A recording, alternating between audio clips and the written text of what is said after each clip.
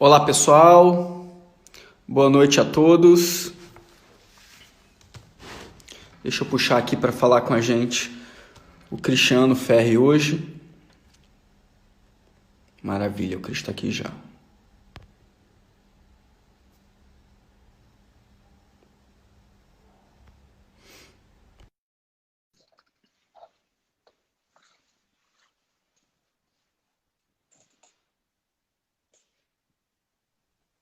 Boa noite, Oi, Cris. Eduardo.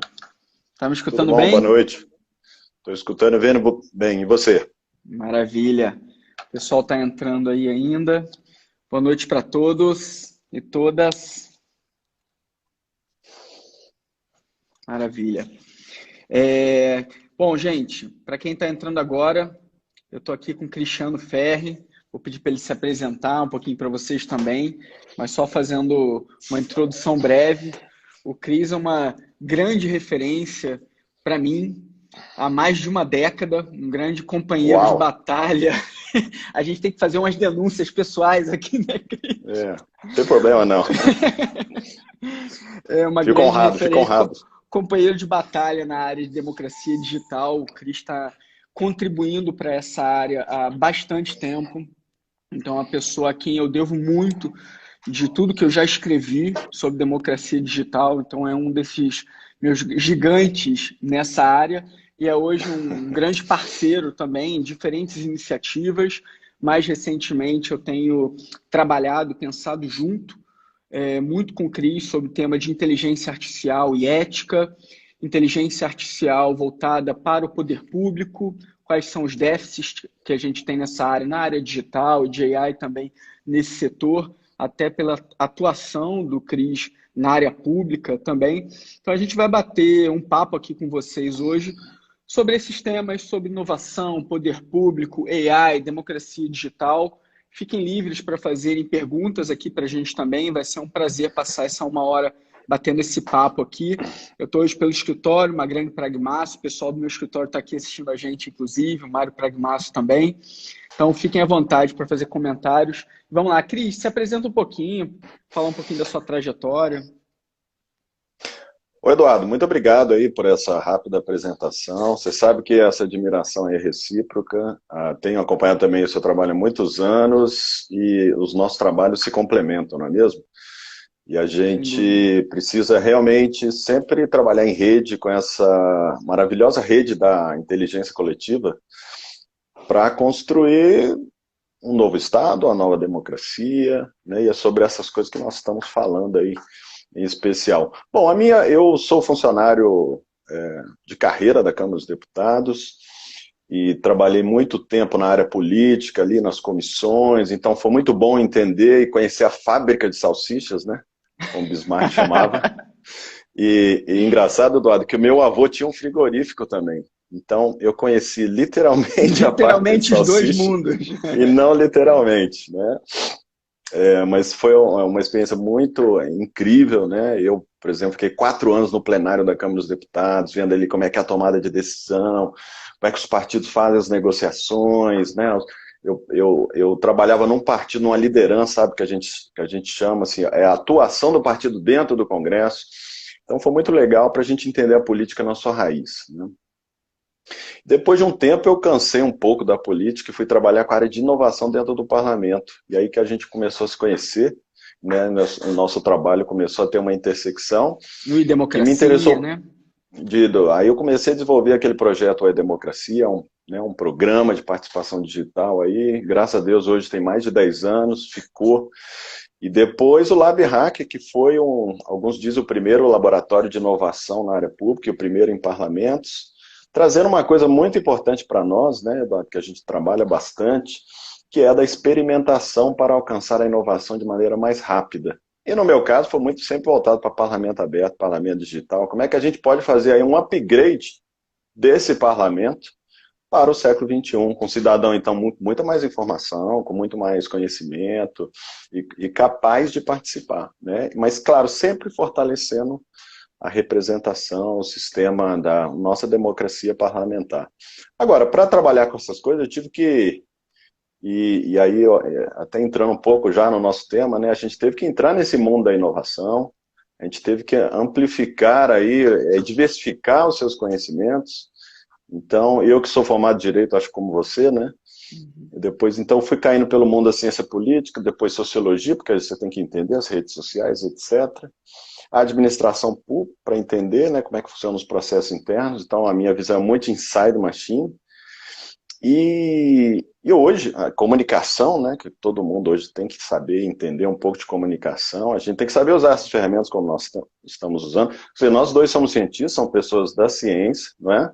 Mas nós estamos usando ferramentas que ajudam a traduzir, olha só que legal, a live é uma forma de tradução da ciência, né? Então, por exemplo, quando eu ouço você nas suas lives, né, com todos os livros que você já escreveu, os conhecimentos que você tem, você então traduz ali em poucos minutos alguns conteúdos que eu preciso saber. Então a gente atua, né, Eduardo, como curadores aí de conteúdos muito importantes. E terminando assim, o que eu hoje mais estudo praticamente é tecnologia, né, que é sempre um ponto fraco, difícil acompanhar, e que a gente precisa pelo menos conhecer, que eu falo para os alunos, né, a gente precisa pelo menos entender as suas aplicações. Você não precisa ser um especialista em tecnologia, saber um pouco de programação ajuda também, para você poder aplicar no seu trabalho, né? Acho que isso aí é o básico. Mas eu me considero assim um pouco Frankenstein, meio estudioso, acadêmico e meio gestor de projetos de inovação, né? Então eu me categorizo nesse sentido. Muito legal. E que é uma baita saída da zona de conforto, né, Cris? Tanto aprender e reaprender essas linguagens novas, esses novos meios de comunicação e tecnologias novas também. Eu acho que o que a gente está fazendo aqui, de certa forma, é uma metacomunicação do que a gente faz e admira, né? A gente poderia estar somente escrevendo artigo para journals, revistas, o que não deixa de ser importante, continua sendo muito importante, mas não é só. A gente está aqui fazendo uma live, né, que é uma linguagem muito mais jovial, que a gente não aprendeu nas nossas faculdades. A gente foi aprender isso muito depois, mas que hoje não deve ser descartada. Né? Dá muito trabalho. Hoje a gente tem que entender, inclusive, como funcionam os algoritmos de cada plataforma, né? Que o Facebook funciona diferente do Instagram, funciona diferente do WhatsApp, etc. Então, isso tudo tira da zona de conforto, além desse dever de interdisciplinariedade também, né? Se a gente lida com democracia digital, com AI, não basta o que a gente aprendeu lá atrás, né? Ou ficar só na caixinha do direito. Tem que entender um pouquinho de tecnologia, tem que entender um pouquinho, às vezes até de filosofia, né? A gente falou sobre ética, já aqui nesse Kickstart a gente vai falar mais. Então, eu acho que isso traduz muito bem as nossas pegadas de uma maneira geral, né? Mas eu te parabenizo muito porque você trabalha mais focado no setor público e você conseguiu concretizar coisas maravilhosas, iniciativas maravilhosas, né, de democracia participativa, cada vez mais voltado para a democracia direta, até mais disruptivo, né, como criar um próprio Lab Hacker. Então, queria aproveitar esse gancho, Cris, para puxar essa ideia de que o poder público ele é um player mais moroso e você conseguiu fazer experimentações, trazer um pouco de inovação nesse player que é mais moroso, mas eu queria que a gente tentasse fazer uma digestão aqui rápida do que aconteceu nos últimos 10 anos até chegar esse coquetel molotov aqui da pandemia, porque somente a pandemia já mudou muita coisa. A gente está fazendo uma live aqui, eu acredito que metade dos usuários do Instagram não faziam live antes da pandemia e tiveram que migrar para novas linguagens. Várias universidades que antes rechaçavam cursos online, hoje acordaram de supetão para 2020 e estão colocando aulas online também. Então mudou muita coisa.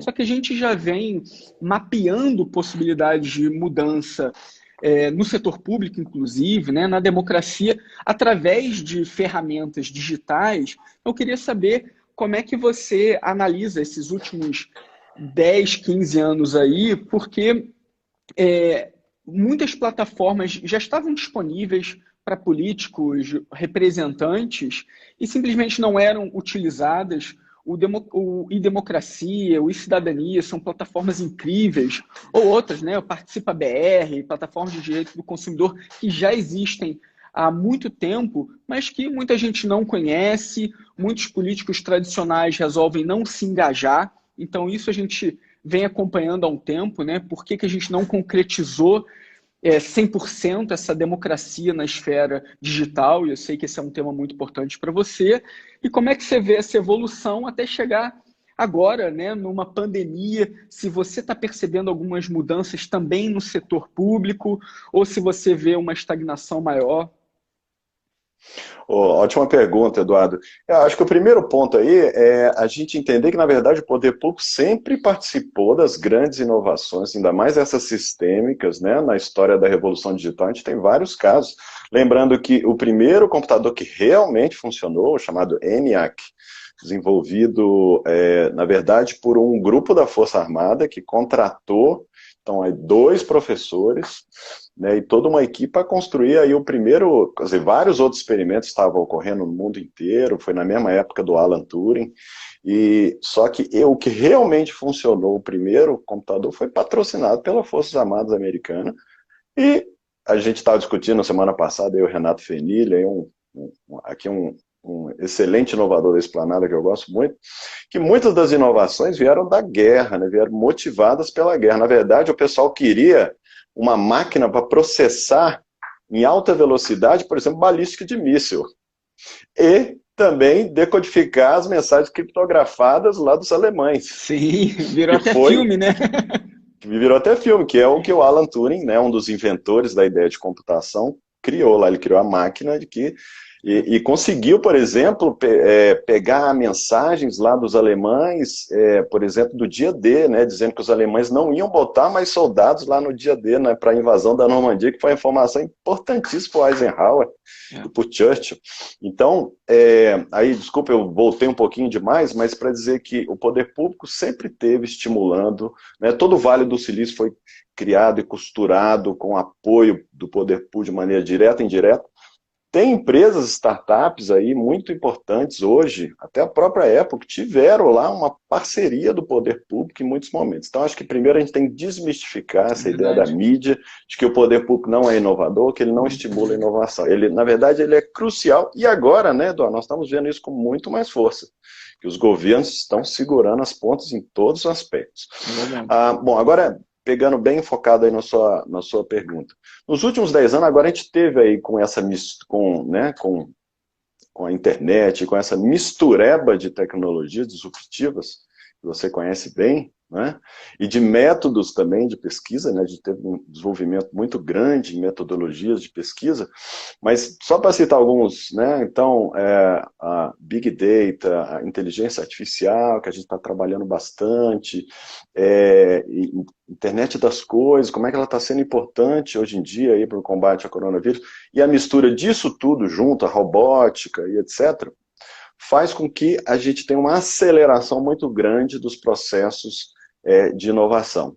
E o poder público, por uma série de motivos, entre eles, pelo próprio processo weberiano, de hierarquia, de cadeia de comando e controle, de obedecer ao ditame básico, né? Quer dizer, o servidor público só pode fazer o que a lei determina. Ele não pode ser como cidadão que pode fazer tudo o que a lei não proíbe, não é isso? Não, o servidor público só pode fazer o que a lei determina, então ele tem que se guiar por procedimentos, por leis, por atos normativos. Pela finalidade, né? E pela finalidade. Então, tudo isso, hoje, esse pensamento, essa forma como a gente organiza a nossa burocracia, que foi criado, né, tempos atrás, para ser algo positivo, e foi, né, foi uma evolução, na verdade, a burocracia foi criada, né, Eduardo, você conhece muito bem isso, para viabilizar o Estado moderno, né, então, na verdade, foi uma forma de, não, olha aqui, o Estado não tem poucos donos, não, ele é do povo, por isso a impessoalidade, etc. Agora, chegamos num ponto de ebulição que a gente precisa mudar, que essa forma de pensar e de agir não está dando conta, não está acompanhando a velocidade da sociedade. Então não tem como a sociedade, o cidadão, ter aí esse supercomputador que tem nas mãos, que é esse aparelho que nós estamos usando agora, todos nós, né, que faz milhões de coisas, né, e o Estado, por exemplo, pedir para as pessoas se organizarem em fila para um atendimento XY em qualquer lugar. Então, isso realmente, então a gente precisa repaginar o Estado, repreparar, acho que o ponto principal aqui é capacitar e preparar os profissionais da área pública, incluindo os políticos, né? Então, Tem muitos políticos bem intencionados, ao contrário do que se diz por aí, eu vejo isso na parte, eu vejo políticos bem intencionados de diversos partidos, mas que não estão preparados para entender a aplicação dessas tecnologias, nem para fazer a regulação dessas tecnologias, uma área que você trabalha, né, Eduardo? Né? Então, eu acho que a gente tem um grande desafio, as nossas contribuições até com essas lives é um pouco isso, né? Como é que a gente pode acelerar esse processo aí de capacitação, de trazer informação rápida do que está acontecendo dessas tecnologias, dessas novas aplicações, para a gente então ter aí uma máquina pública rápida, ágil, acelerada, que trabalha em rede, né? E a gente está vendo, infelizmente, né, na base da porrada, da pressão, por exemplo, que as áreas de saúde dos órgãos públicos estão tendo que acelerar seus processos. Aí está tendo uma corrida louca. Meus coleguinhas do Ministério de Saúde, uma turma muito boa lá que trabalha, está dando sangue, está tendo que modernizar fórceps, né, os seus processos, coisas que eles já adiavam e tal, né, às vezes por contingências, estão acelerando muito aí o seu processo de inovação. Então, eu acho que é um pouco isso, né? Sem dúvida. E as plataformas, muitas delas já existem, né? Agora precisa ter uma adesão, tanto por parte dos cidadãos, quanto por representantes políticos também. E um ponto Deixa eu te importante. contar uma historinha aqui legal, que ilustra muito o que você está falando, que eu lembrei. Semana passada eu discuti com o Saulo Porto, numa outra live, essa coisa das deliberações online, né, do Parlamento, da Câmara e Senado. Isso é muito importante. E eu peguei os dados lá com o pessoal da tecnologia da Câmara, que está fazendo um show de trabalho, né, um pessoal muito preparado. Você sabe que as presenças virtuais estão maiores que as presenciais? Quer dizer, os deputados, nós estamos aí com presenças todos os dias, olha só, numa quinta-feira, véspera de feriado, coisa que nunca, há muitos anos não acontecia. Acontecia uma sessão, né, numa véspera de feriado, e tinha lá 500 deputados em 513, ou seja, 98% de presentes, votando, com as suas carinhas ali visíveis, né? Então, e aí o pessoal me contando, Eduardo, que, nossa, deputados, assim, né, às vezes com mais idade, com mais dificuldade, tiveram que aprender rapidamente a mudar o celular não estava bom, fizeram um upgrade no celular, tiveram que ir para um lugar com a internet melhor. Olha que legal, Eduardo, você Muito que é um legal. defensor dessa área, né, de que, pô, agora os políticos vivenciando com mais afinco o problema das dificuldades digitais, de conexão, de acesso, né? Isso, pô, eu acho que vai ter algum impacto, né, na regulação aí no futuro. Sem dúvida. Né? E muitos desconheciam o potencial, desconheciam a plataforma e estão tendo que se virar para aprender, né? Eu acho que parte Só na marra. do nosso trabalho, né, parte do desafio continua sendo educativo, né? Continua sendo awareness, capacity building. Então, é isso que está se construindo, e aí momentos mais sensíveis como esse que a gente está vivendo, que tiram do cenário algumas alternativas, impõem isso de uma forma mais forte, acabam acelerando esse processo também de adaptação, né, mais rápida. Mas um ponto que eu acho importante é que as tecnologias também não podem ser usadas só para conveniência política, né? Porque apesar, às vezes a gente vê adesão, mas as esferas digitais acabam servindo às vezes como conveniência política. Quando o resultado, o output serve, ele é encampado. Quando não serve, ele é descartado e aí entra em vigor a política tradicional. Então isso é o que a gente quer evitar. A gente quer que haja também um enforcement dessa democracia digital, né? Eu acho esse um bom objetivo para a gente ter nesse cenário, e acho que a gente está caminhando para isso, né? Que são as esferas digitais cada vez mais valorizadas como esferas absolutamente legítimas de deliberação, de votação, como você mencionou, né? Aí eu estou acompanhando essa discussão, né, muito quente na web, de que nós estamos tendo aí, na verdade, um processo de retração da nossa democracia. Né? E até certo ponto compreensível, né? Vamos avaliar só o momento, eu não quero avaliar o pré-coronavírus, né? Mas avaliando só o momento, os governos vão, por exemplo, no caso da Câmara e Senado, tiveram que reduzir seus trâmites legislativos, que inclui debates, tiveram que cortar debates, possibilidades de participação dos parlamentares para viabilizar a tomada de decisão rápida, para resolver problemas como, por exemplo, pessoas morrendo de fome. Tinha que aprovar lá os R$ 600 de bolsa, né, para as pessoas que estão em extrema dificuldade, ou a rápida contratação de equipamentos de saúde. Então, tudo isso teve que ser muito rápido. Então, muita gente, e claro, e você acompanha isso muito bem também, que alguns governos mais autoritários estão usando, né, estão acelerando seu processo de controle, né, e vigilância. É um assunto que você domina muito bem, é um expoente aí internacional nessa área de vigilância do cidadão. E como a gente bem sabe, eu gosto muito de frisar isso, Eduardo, a tecnologia, ela pode ser usada para bem ou para mal, né? E a gente sempre vai ter, e sempre vai ter aquela galera falando, olha, melhor não aplicar a tecnologia, melhor não aplicar a inovação, porque depois pode gerar tal problema. Isso é uma falácia, sempre vai ter efeitos colaterais que podem ser negativos e positivos. O cara inventou a pólvora para, né, para poder facilitar lá a quebra de rochas, que isso foi muito importante para a mineração, gerou uma série de evoluções aí para o mundo, só que o outro usa para guerra, para A estourar, para própria explodir teoria da gente. relatividade do Einstein na relação com a bomba atômica, né? Exatamente. Então, nós temos que entender que a inovação vem, a tecnologia está aí, e pessoas como eu e você e muita gente aqui, a gente tem que trabalhar para fazer um bom uso dessas tecnologias. No caso da democracia digital, da deliberação online, o pessoal então está muito preocupado, falando, nossa, agora, né, não ter poucos debates e desprover a minoria de participar, vai ser o normal, eles vão estender isso, esse estado de emergência de debates limitados por muito tempo e tal. Pode acontecer. Agora, vendo o lado bom, e aí a gente tem que ficar atentos a isso, tem aí a sociedade civil organizada no Brasil que está muito atenta a isso, né? Pessoas como, organizações como o Observatório Social do Brasil fazendo um trabalho excelente, por exemplo, de olho nessas coisas, mas tem uma coisa muito boa, Eduardo, que é o seguinte, olha, tecnologia não é mais problema, os caras estão conseguindo fazer, instalaram a tecnologia, estão testando, e quando a coisa está pronta, azeitada, depois, eu sempre vi isso, eu sou muito otimista, depois aquilo é naturalmente aplicado para objetivos muito bons também, né? Então, vou dar um exemplo aqui de novo, ainda nessa área que nós estamos falando, democracia digital, parlamento, etc. Tá? Mas, por exemplo, nós vamos poder usar esse sistema de deliberação online para as comissões, em matérias não tão importantes, que os deputados não tinham tempo, às vezes tem 200 comissões funcionando ao mesmo tempo, os deputados não tinham como ter presença.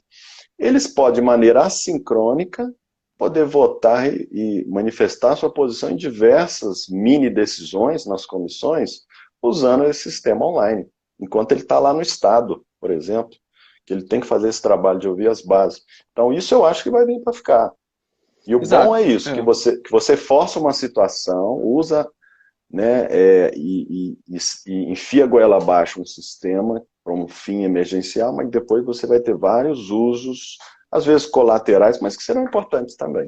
Isso, que depois sejam incorporados e virem protocolos, né? Que sejam incorporados tanto quanto os meios presenciais. E quando há uma brecha aí para oportunismo, conveniência política, a gente tem que chamar a atenção que não deve seguir por essa linha, que é um pouco do que a gente está vendo agora com o coronavírus, com o debate sobre privacidade e proteção de dados. O pessoal falando, não, agora a produção de dados não importa porque a gente está no meio da pandemia. Não, para lá, importa mais do que nunca, né? É agora que a gente tem que seguir os safeguards, os parâmetros e ter uma ideia clara de como que a gente pode processar, tratar dados sensíveis relacionados à saúde, por exemplo. Então, a gente evitar certos oportunismos que surgem também nessa esteira. Mas então, levando agora para um outro debate, tendo feito esse kickstart aí de que a inovação ela deve fazer parte, né, inclusive, do poder público, ele é super importante para garantir inovação e se permitir também determinados experimentalismos digitais, isso é muito legal e está muito no seu DNA isso. Mas aí, levando para situações mais específicas, você mencionou a internet das coisas, e a gente observou esse hype aí da curva, né, Cris, da internet das coisas, da inteligência artificial, que está cada vez mais acelerado e cada vez mais deixando de ser um hype, né? Inclusive sendo incorporados em protocolos, incorporados dentro dos sistemas democráticos, em processos decisórios, auxiliando em iniciativas específicas relacionadas à saúde, como você comentou. Então, eu queria que você falasse um pouquinho como é que você está sentindo a chegada dessas tecnologias e discussões de ponta, como IoT e AI dentro do setor público, né? Por exemplo, dentro do legislativo, mas entendendo que isso toca a todos. Então, uma discussão imensa sobre funcionamento dos algoritmos do STF, por exemplo, que você deve lembrar, como isso está sendo usado pelo executivo também, mas sei que você dá um olhar muito especial para o legislativo, né, óbvio. Eu acho que inicialmente, sabe, e aí eu andei estudando muito isso, e como uma pessoa que não é da área tecnológica e não é de exatas, né, eu sou de humanas mesmo, assim, raiz, tive muita dificuldade, tenho, mas uma coisa que eu percebi é assim, e voltando ao básico, né, para ficar assim uma coisa mais didática, tudo que nós fazemos de maneira repetitiva e padronizável, a gente pode incluir, acrescentar algum grau de automação. Isso tem sido o que o ser humano tem feito nos últimos, sei lá, 200 anos. Né? Desde a primeira Revolução Industrial é o quê? Automatizar certos processos. E um grande passo da primeira Revolução Industrial foi a especialização, ou seja, vamos especializar em alguns processos de trabalho, criar uma máquina para ajudar, ou fazer tudo, ou fazer parte do trabalho, e com isso você acelera a curva, e até houve caso da superprodução. Esse processo de automação, de substituição das coisas padronizadas, repetitivas, ele sempre ocorreu e agora ele ganha um ritmo mais acelerado, com a convergência dessas tecnologias todas, quando a gente bota Big Data, ou seja, um grande acúmulo de dados, com base de dados, de vários, né, sugando dados aí de várias fontes, com internet das coisas e inteligência artificial, ou seja, o que é inteligência artificial aqui, né, para leigos, e eu me considero um deles, tá? É uma forma de você criar um processo de automação muito mais avançado do que a gente teve. Inclusive, com a máquina, com o robô, com os programas, podendo desenvolver habilidades que nós humanos temos. Com algum grau de autonomia, né?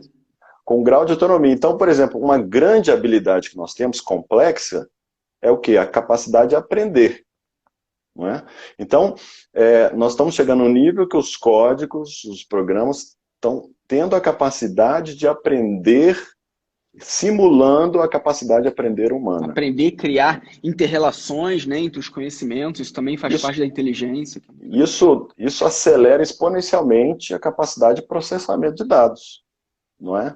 Então, aí com isso nós podemos então aplicar esse novo grau de automação, quer dizer, a inteligência artificial não é outra coisa senão uma automação cada vez mais inteligente, pode ser com menos supervisão humana ou mais, né?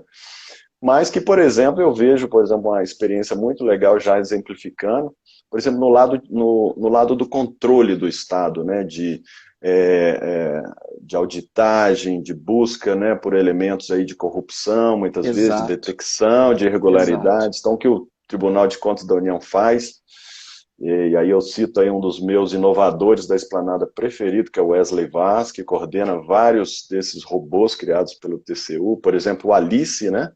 Então, ele me conta que, por exemplo, o auditor tinha que ler lá, todo dia, 40 editais e atas de preço, né? E para identificar padrões. Aí eu acho que é um primeiro ponto importante. O que a inteligência artificial faz? Ela identifica esses padrões de maneira rápida. Inclusive padrões que o olho nu humano às vezes não detecta. Porque, Eduardo, o robô ele não fica cansado, né, ele não tem fome, fora ele não o volume está estressado, de Big Data que ele consegue tratar, cruzar, pode processar, né, muito maior, mais. isso. Então, no caso desse Alice, lá do Tribunal de Contas da União, ele consegue, então, identificar padrões possíveis de irregularidade, cria os alertas, chamadas alertas, né? Por exemplo, estou vendo que no processo licitatório tem duas empresas diferentes com irmãos, um irmão em cada empresa. Falo, opa, pode ter mutreta aí. Aí dá aquele alerta para o auditor, e o auditor, em vez de ter aquele 30 e 40 e se cansar e perder muita coisa, porque não tem como, ele vai nesse e começa a se aprofundar e detectar mais a fundo eventuais irregularidades. Então, esse é um exemplo.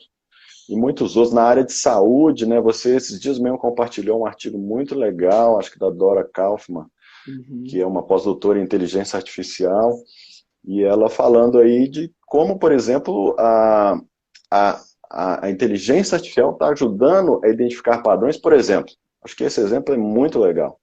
Um dos gargalos do problema do corona é a falta de capacidade de aplicar exames, né, para identificação do corona. No Brasil mesmo está faltando exame. Então, com isso, você subinforma os casos de coronavírus, e daí a gente afeta toda a nossa preparação. Então, os caras estão desenvolvendo uma forma, cientistas da área de saúde, de pelas tomografias, que é um negócio tão muito mais fácil de ter, né? Tomografia em larga escala, tirar a tomografia de todo mundo, né? Você identifica padrões do coronavírus, do efeito do coronavírus nos pulmões das pessoas, e por raio-x também, e com isso você consegue identificar com 90%, eles estão chegando a 95% de acuidade. Então, com isso você o quê? Acelera aí uma série de processos, né, por exemplo, de detecção das pessoas infectadas. Então, a aplicação da inteligência artificial, assim, é basicamente número. Para deixar bem simples de perceber, e aí para o pessoal também desmistificar essa coisa da inteligência artificial, eu acho que é basicamente quando você tem aí muitos dados, por exemplo, você que é gestor público, você tem muitos dados com você, você tem acesso a muitas bases de dados de diversas formas, e você precisa identificar padrões que você ou conhece ou que você quer conhecer, né? Então, aplicar inteligência artificial é um caso clássico de aplicação de inteligência artificial, isso em qualquer área. O outro caso clássico, que eu estou trabalhando muito, é você poder comunicar em larga escala, como se fosse no varejo, né? Quer dizer, você pode, e eu acho que essa é uma das profissões do futuro, né, Eduardo? Tanto eu e você, como estamos aprendendo a fazer isso. Não vamos aqui dar um spoiler, né, mas temos aí um projeto bacana que a gente está trabalhando, mas não vamos dar um spoiler, deixa o pessoal ficar curioso, mas de treinarmos robôs para fazer uma comunicação em larga escala, ou seja, falar milhares de pessoas ao mesmo tempo, com um nível de customização e singularidade que atende às necessidades da pessoa, ou seja, com pouca intervenção humana. Então, eu acredito muito que essa também é uma aplicação muito importante da inteligência artificial, né? Acho que aguardem cenas dos próximos capítulos, né, Cris? Vai vir coisa boa aí vindo. Vai, e é interessante, Cris, aproveitando esse gancho, porque você está falando de aplicações concretas de AI, e em nenhum momento você colocou a AI em substituição ao ser humano, né? Você está falando sempre na chave de auxílio. Então, a AI auxiliando o auditor, auxiliando o fiscal. E é importante a gente falar isso, porque pelo avanço em PG que a AI está tendo agora, está despertando um medo muito grande, né? Que é até natural, é esperado, mas eu acho que o medo é a pior chave de interpretação que a gente pode ter para o contexto de AI. Eu acho que a gente tem que ser mais estratégico e menos medroso. Então, eu acho que tudo que for repetitivo ou previsível tende a ser substituído por AI, por software. Então, todo trabalho que for repetitivo ou previsível, então não é só repetitivo, previsível também, luz amarela, porque nos próximos anos, décadas, muito provavelmente tende a ser. Agora, não significa que a AI vai substituir os auditores, os advogados, etc. Não, vai ser um instrumento fundamental que vai fazer parte de protocolos internos, e ainda bem, né? Porque eu sempre conto que quando eu era estagiário em escritório de direito societário, um dos meus trabalhos era recortar com tesoura Diário Oficial da União, quando saiu o nome de um cliente meu ainda no jornalzinho, né, do Diário Oficial. Você ainda pegou essa época? Opa, peguei! Sou mais velho, eu acho. Então, e ainda bem que existe um software para fazer esse crawler de informação e deixar que eu use as minhas sinapses para algo um pouco melhor do que recorta e cola de Diário Oficial da União. Isso é bem-vindo. Agora, do ponto de vista macro e não só individual, pessoal, o Estado, cada país, deve ter essa preocupação estratégica, né? Como que a gente recapacita essa mão de obra para o cenário de IoT e inteligência artificial? Eu não acho que o Brasil esteja tão à frente quanto outros países hoje, que tem um plano muito específico nacional para AI, já tem todo um planejamento de reskilling, que é recapacitação das pessoas para o mercado de trabalho. Então, que profissões são essas? Que competências e habilidades são essas? Então, nessa linha, tendo em vista isso tudo que eu estou falando, queria ouvir um pouquinho, assim, na sua visão, quais são essas habilidades que você acha fundamental para a gente começar a dar uns pitacos, né, do que a gente enxerga aí como uma próxima onda de AI, de IoT, que na verdade não é tão futuro, a gente já está falando de um presente que precisa ser pensado estrategicamente, né? Legal, ótima pergunta. E eu gosto muito de lembrar uma história, né, a história, inclusive, do automobilismo, né, desenvolvimento de carros no final do século XIX, início do século XX, que tinha um grupo de pessoas que falava assim, olha, e na verdade o que reinava na época eram as carroças, né?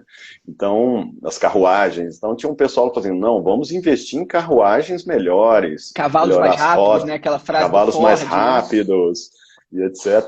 E outro grupo de inovadores, como o próprio Ford, né? Eles desenvolveram, não, vamos criar uma outra coisa, vamos automatizar isso aí. O E na Ford falava, época, se a gente perguntar para as pessoas o que elas querem, elas vão dizer, queremos cavalos mais rápidos, né? E não uma queremos outra cavalos mais coisa totalmente rápidos, né? diferente. Na verdade, nós vivemos hoje o mesmíssimo problema. Então, aquelas pessoas que, por exemplo, as pessoas que trabalhavam nas fazendas que criavam cavalos perderam emprego. Os fazendeiros que investiram muito em cavalos também tiveram seus negócios prejudicados. E muitos outros empregos foram criados na indústria automobilística. Né? E muitos outros oportunidades, oficinas mecânicas foram criadas, então tem negócios secundários e desdobramentos que foram criados na sequência. Criou todo, então, um ramo de empregos, e claro, e alguns sumiram, realmente. Então, quem investiu naquele emprego anterior, por exemplo, de ser condutor de charrete, acabou perdendo emprego. Se os mais espertos falaram, agora eu vou fazer um curso para aprender a dirigir carros, né? E vou mudar. Então é isso que nós temos que fazer, né? Que Nós é um temos pouco que, o que então, está acontecendo com drones, inclusive, né? Tem uma escassez de pilotos de drones, por de exemplo. drones, exatamente. Então, nós temos que aprender, por exemplo, hoje, e aí dando um super pulo para o presente, né? Lá daquele passado para o presente, e aí a história se repete, né, Eduardo? Eu gosto muito de estudar história. Quem gosta de tentar vislumbrar o futuro tem que estudar muita história, porque os padrões se repetem. Claro, às vezes numa medida mais intensa, né? Eu acho que nós estamos vivendo um momento de intensidade muito grande, tudo muito acelerado, o que é uma convergência de tecnologias muito avançadas que nós nunca tivemos. Isso é um fator diferencial em relação a outros aspectos da história, né? Volume de dados, né? Mas volume de dados e etc. Mas os desafios são muito similares, ou seja, você tem que, então, aí entrando de maneira bem concreta, né, o que eu acho, o que eu estou acompanhando aí, de habilidades que a gente tem que desenvolver. Primeiro, a multidisciplinariedade. A gente tende, Eduardo, e nós mesmos fazemos isso, né, de continuarmos sendo especialistas, porque você é especialista, você conhece, domina algum conhecimento técnico, e às vezes não é nem muito avançado, é um conhecimento operacional técnico, você tende a ficar ali só tendo avanços incrementais. Por quê? Porque é fácil. E o corpo quer coisas fáceis. Né? Então, você tende só a se manter especializado. A Inclusive manutenção multidisciplinariedade. de mercados, que é o que você estava falando, né? Senão até hoje a gente teria acendedores de lamparina, né? E não a luz elétrica. Exatamente. E o que a gente vê hoje? Que, na verdade, você precisa diversificar seus conhecimentos. E aprender coisas novas dói, né? Dói a cabeça, Sai é do conforto. difícil, sai do conforto, você vai ler um texto, não vai entender nada, vai ter que ler de novo, é chato. Então, mas é inevitável. Então, eu acho que desenvolver essa multidisciplinaridade e achar um equilíbrio entre especialização, que eu acho que ainda é importante, e ter conhecimentos multidisciplinares, por exemplo, trabalhar com dados, entender um pouco de aplicação de tecnologia, comunicação também acho que é importante para todas as áreas, de maneira transversal. Então, e dependendo de onde que você vai, o que você gosta, né? Aí você vai, então, intensificando algumas habilidades, alguns conhecimentos em detrimento de outros. Agora, eu acho que um outro ponto também. Eu posso só complementar nessa chave que você está falando da interdisciplinaridade, Manda ver. porque isso é mais importante do que nunca, e isso impõe um desafio muito grande, inclusive às universidades, né? A tecnologia está avançando de uma forma tão rápida que as pessoas estão tendo que buscar os nanodegrees, né? Fazer esses cursos muito rápidos de especialização, porque às vezes precisam de uma expertise que nem os grandes professores, né, doutores das universidades estão conseguindo trazer, né? Então é importante trazer esse conhecimento também de outros lados, que não os lados mais tradicionais, talvez, para agregar, né? O que, mais uma vez, não exclui, mas precisa também de uma outra velocidade, às vezes, que não tem nesses ambientes. E aí, hoje nós temos vários processos que, dentro dessa ideia de long life learning, né, quer dizer, aprendizado contínuo e permanente, A vida que o toda. mundo formal da educação de longo prazo não vai dar, né? Não estamos dizendo também que não é para você fazer doutorado, o doutorado continua importante, né? A graduação, dependendo da área para onde você vai. Principalmente Agora, pelo despertar de habilidades, e não só pelo que você aprende concretamente, né? Ah, boa, Entendeu? exatamente. Não Porque é a tanto pelo habilidade que conteúdo, vai pelo te conhecimento. permitir avançar e evoluir ali, exatamente. Isso é muito E a importante. gente vê cursos avançando nesse sentido, né? De ser mais um laboratório para você testar e experimentar coisas do que de ficar recebendo conteúdo, né? Então, eu acho que nós temos que aí, ao mesmo tempo, casar essa educação formal, não é? Que eu e você fazemos bastante, eu sou professor de mestrado, você também, Exato. junto com essas formas, essas maneiras informais de obter conhecimento. Então, tem canais do YouTube que me nutrem muito bem, tem lives Exato. do Instagram, né? Quem diria, o Instagram hoje tem lives fantásticas, técnicas. Todo dia eu abro o meu Instagram nesse horário e falo, quem que está falando hoje do quê? Também para ter uma coisa surpresa, bacana, né? Então, ninguém pode, também a gente não pode ter conhecimento. E também eu acho que outro ponto importante, não podemos também ter desculpa de que não tem informação disponível, quer dizer, tem muito, e nem o contrário, de que tem demais e eu Tem estou demais, cansado. information overload, né? Tem informação em excesso até, o difícil é garimpar, né? Tem excesso, mas isso também não pode ser desculpa para você Isso, exato. não selecionar. E você hoje tem que, eu acho que é outra habilidade que nós temos que exercitar é o seguinte, cara, fazer seleção, priorizar, né? Tem o conteúdo do Eduardo e tem o conteúdo do fulaninho. Então, você tem que aprender a priorizar o que é importante É um para skill, né? você. Já é uma O habilidade skill importante. o que o pessoal fala, montar uma trilha de aprendizagem, né? Aí tem pessoas, coaches, que fazem isso, né? Te ajudam a montar, fala, olha, o que você gosta? O que você é bom, né? Um método que eu gosto muito é o Ikigai, né? Um método japonês, que ele fala, ele combina assim, o que você gosta, o que você é bom, o que o mundo precisa e o que dá dinheiro. Acha uma intersecção aí Muito bom. difícil, né? Dessas coisas aí que vai ser o ideal para você, que vai ser a sua razão de viver. E com isso você vai atrás de conhecimentos para alcançar essa habilidade máxima, essa capacidade máxima que você pode ter. Agora, o que eu vejo servidor público, político, de forma geral, com muita dificuldade de investir tempo em capacitação. E aí tem um processo muito grande, eu não vou falar aqui, Eduardo, dos picaretas, né? Uhum. Dos picaretas que não querem saber de trabalhar, que usa Claro. um cargo público só para ser escala para outro, que ele está fazendo concurso e não está nem aí, né, para o trabalho, mas estou falando assim, da grande massa de servidores públicos, por exemplo, né? E aí nós podemos falar até das grandes organizações privadas, tá? Das grandes empresas, que os problemas são muito similares, aí tem muita burocracia em empresa, né? Do mesmo jeito, hierarquia que não funciona, série de procedimentos a serem seguidos, controle sem fim de muitas coisas, mas de que nós temos então que ter aí um balanço, né, muito bom entre coisas que você tem que fazer e coisas que você tem que aprender. Então, às vezes, profissionais muito bons, eles estão meio que numa bolha e ficam só na execução. Então, esse era o ponto que eu queria levantar. E fica se afundando de trabalho. Eu me lembro uma vez um artigo do Bill Gates que eu li, na década de 90, ele era CEO da Microsoft ainda, e ele falava assim, olha, tem e-mails, aí o pessoal perguntou lá, como é que você organiza, Bill, seu tempo? Ele falou, olha, tem e-mails de diretores da Microsoft que eu nem abro, porque eu não quero fazer nada. Eu acho que não é meu trabalho fazer o que eles querem. Então eles já entendem que eu não vou abrir e já nem me mandam mais. Então ele está falando ali de uma coisa muito importante que eu tento exercitar, e não é isso, não é arrogância, né? Mas é de você saber que você tem que gerir o seu tempo, de que você não pode também, isso acontece muito com os bons, né? Os bons profissionais ficam, então, uma esponja, né? E fica gastando tanto tempo na execução que o cara não tem tempo nem de assistir uma live como essa. É E aí, verdade, nem adquirir um conhecimento novo, né? isso aí, você entra num processo de emburrecimento. O Por quê? Anderson Você falou fica aqui só que na ele se execução. encaixa nisso aí, ó. Muita gente vai se encaixar, na verdade. Ó, Muita a gente. Patrícia colocou aqui, aprendizagem a longo prazo não é tão produtiva, uma vez que a inovação tecnológica é muito dinâmica.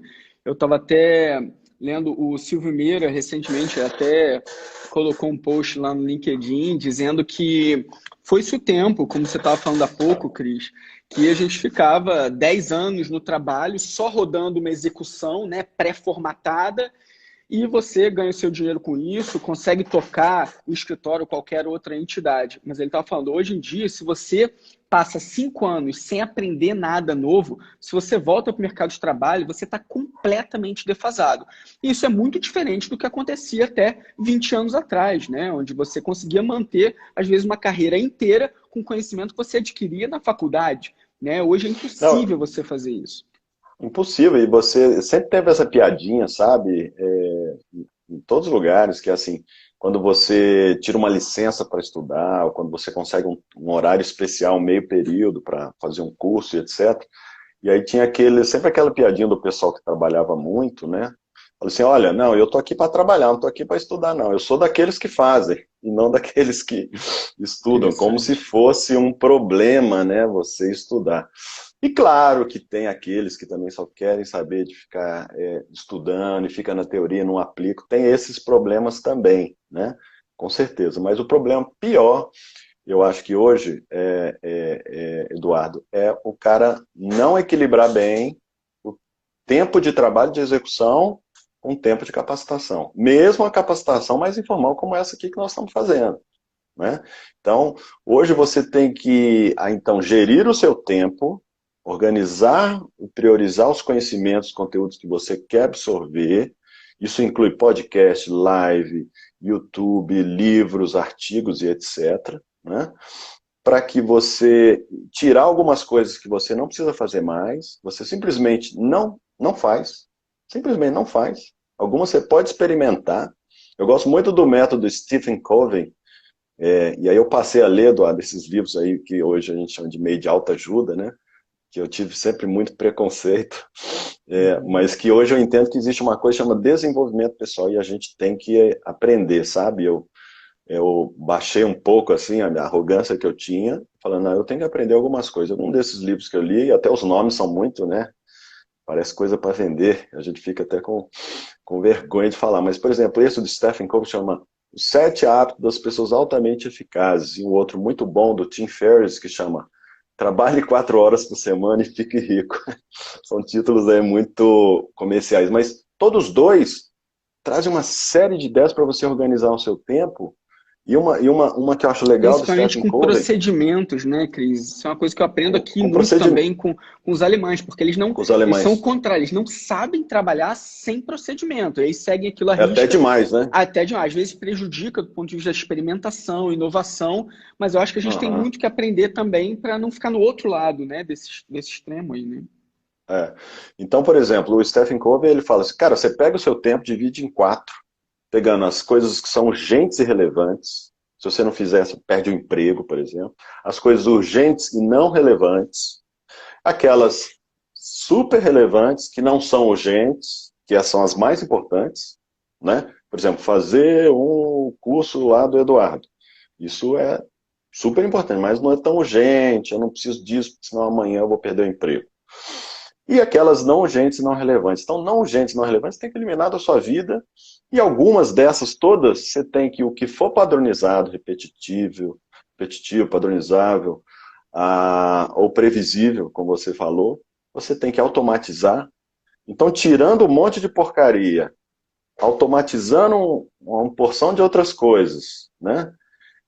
Vai te sobrar um tempo enorme para quê? para se capacitar em coisas estratégicas, na multidisciplinariedade, na ciência de dados, na comunicação em redes sociais, etc. Exato, a Eu era da acho que isso... informação demanda isso. E apesar, a gente falou bastante sobre inteligência artificial e como isso é importante para aumentar a eficiência dos processos, né, otimizar esses processos, não pode esquecer também de um outro lado, que é o lado da governança e da ética, porque estava falando desse hype que a gente tem de inteligência artificial e internet das coisas, que hoje já começa a ser concretizado, mas em grande parte as pessoas só olham para o lado da eficiência, né? E tem um lado aí da governança de dados, proteção de dados, por exemplo, que tem que ter uma atenção muito especial. O lado da ética, quando você fala em máquinas tomando decisões, tem que saber qual é a pedra fundamental nisso aí. Que tipo de ética você está trazendo como input desses algoritmos? Será que tem algum bias, alguma discriminação dentro desse dataset que você está construindo? Porque tudo isso vai mudar o output dessa tomada de decisão. Por mais autônoma que ela seja, ela pode estar contaminada de início, porque não houve uma preocupação com a governança de dados, com o tipo de ética que você colocou como input fundamental, né?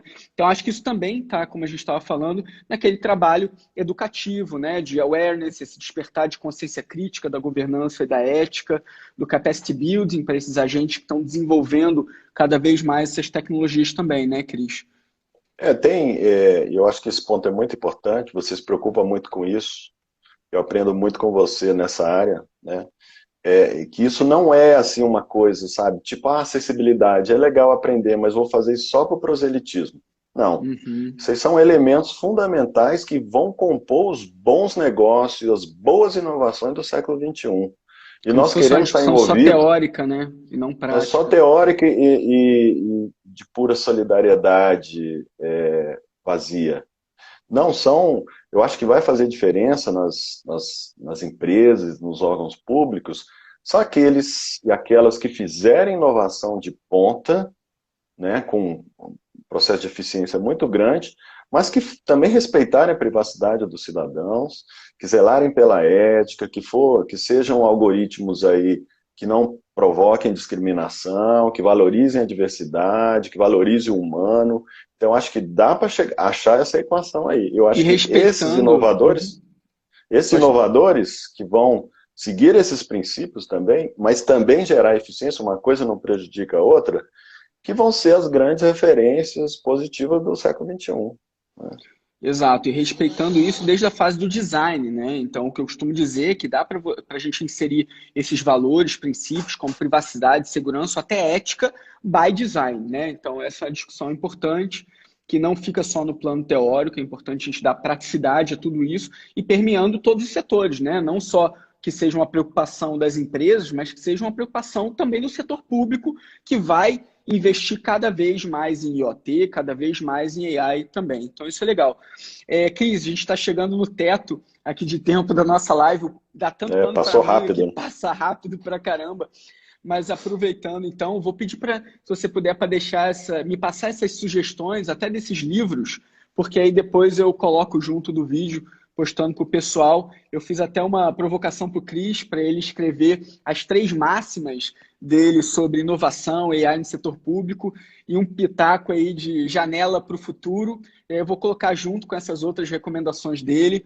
Hoje eu vou anunciar também um curso que eu estou coordenando online pelo ITS Rio, que é justamente Inteligência Artificial e Futuro do Trabalho. O Cris, ele tem aula de fechamento do curso, que é justamente sobre implementação de AI no setor público, então não percam esse também.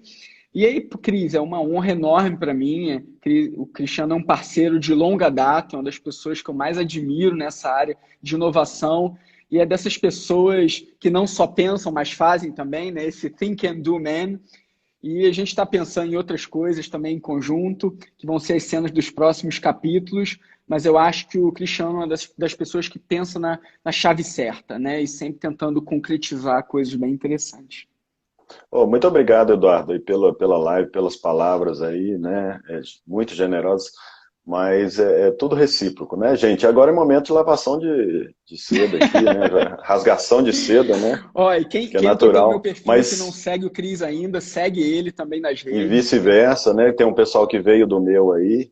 Tô aqui mandar um beijo para Patrícia Bruno, pro Anderson aí, o pessoal, muita gente legal. Legal. Pessoal, tem muitas pessoas aí muito interessantes no Instagram, o Eduardo é uma delas, que vale a pena a gente acompanhar sempre, tá? E Legal, vamos fazer gente, outras lives aí, brigadíssimo. né, Edu? Vamos, com certeza. Primeira de muitas. Gente, brigadíssimo. Obrigado pela participação de todos. Obrigado, Cris, mais uma vez. Até a próxima, então, pessoal. Tchau, Até tchau. a Boa noite próxima. para Tchau. todos. Boa noite para todo mundo aí. Tchau.